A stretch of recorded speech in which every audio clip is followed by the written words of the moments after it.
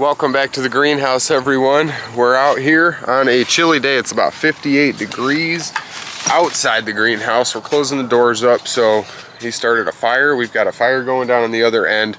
Little smoky in there. We've got our window open and stuff, so it's ventilating. We're coming out here and we're cooking right out of the greenhouse with stuff that we harvested from the greenhouse, minus our chicken eggs. Jumping right in, we've got some eggs underneath here, our chicken eggs, and then we've got chives, red vein sorrel, our own tomato, some wild leeks or wild ramps out of the greenhouse, and a bunch of kale. So we've got a ton of food right out of the greenhouse. So we had apples, obviously the trees aren't in the greenhouse, and we've got our eggplant, and obviously our eggplants aren't in the greenhouse. Those are outside because those plants are large and they require a lot of sun. Don't really like the shade cloths too much. So what we're doing today is just cooking right out of the greenhouse, because we were out here cleaning our stove. We had just put all these bricks back up and we faced them like this so they still warm up and they draw air through and they allow good flow in, aside from our actual vent to our stove. So we've got a little bit of oil. My older son had already cooked his an egg and was out of here already. So we've got this decent little fire rolling here, a lot of hot coals. We've got our tea boiling away. So what I'm gonna do is get all of those ingredients mixed together and chopped up and make a little omelet for me and my son, and we're going to talk about some of the benefits of having a wood stove in the greenhouse and what we're doing with all of that extra wood ash. So we just mixed this up real quick and it looks delicious. So we are gonna pour this into our little pan back here. I'm gonna show that, and then we're gonna get this cooking, and while this cooks, I'm gonna go talk about all of our wood ash. So kind of jumping around here, I gotta get this done with one hand on the camera and one hand cooking the food.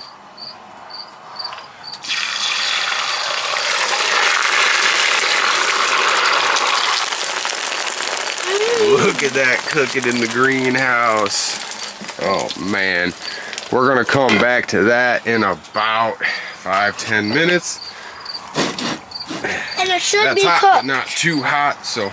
And it should be cooked. Yeah, we got a good coal in there. This is a more off-the-cuff video. We are not following any type of script or anything, and there's no real rhyme or reason. We were just out here cooking this morning. This is what we do on the weekend mornings. We've got that nice little stove, and we really utilize it. And one of the byproducts of this stove is all of this wood ash. So there's a lot of white wood ash from hardwood in here. So what we're gonna do is try and harvest some lye. We've done this a few times, and what you're doing is harvesting lye water. So what I've done is tied this bucket to a string on the frame of the greenhouse here, and it's just full of wood ash, and without spilling it, you can see we've got some holes in the bottom, and the bottom is concave, so it's able to kind of drip and it all catches down where the holes are.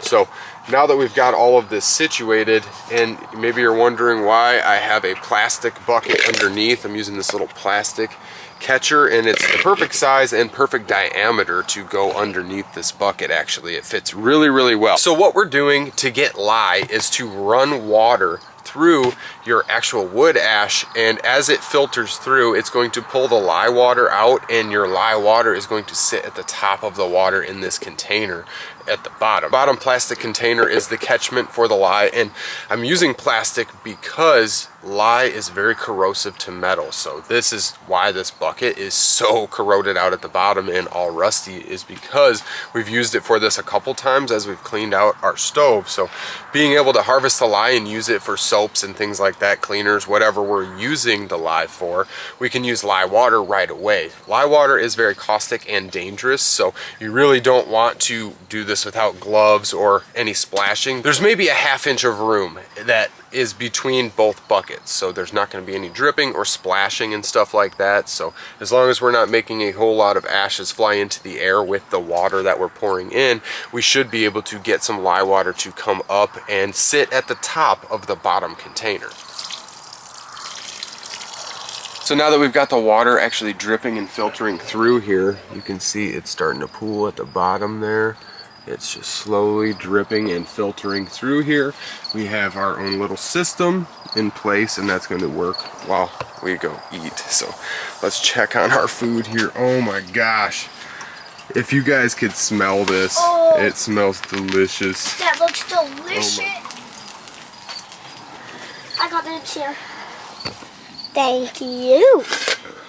Look at that food out of the greenhouse. That's a free meal. It's probably super hot, but it is delicious and it smells amazing. I wish everybody could get a whiff of this. Yeah. This is organic cooking at its finest. This is just great to be able to have a meal out of the greenhouse. So I'm gonna grab myself a plate and then we're gonna go check on our lye drip. Oh. Dad, save some for me and Kaden. Save some for Kaden too. He might want some.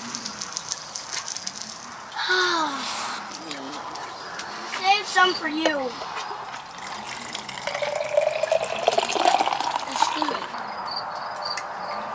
This stuff is delicious.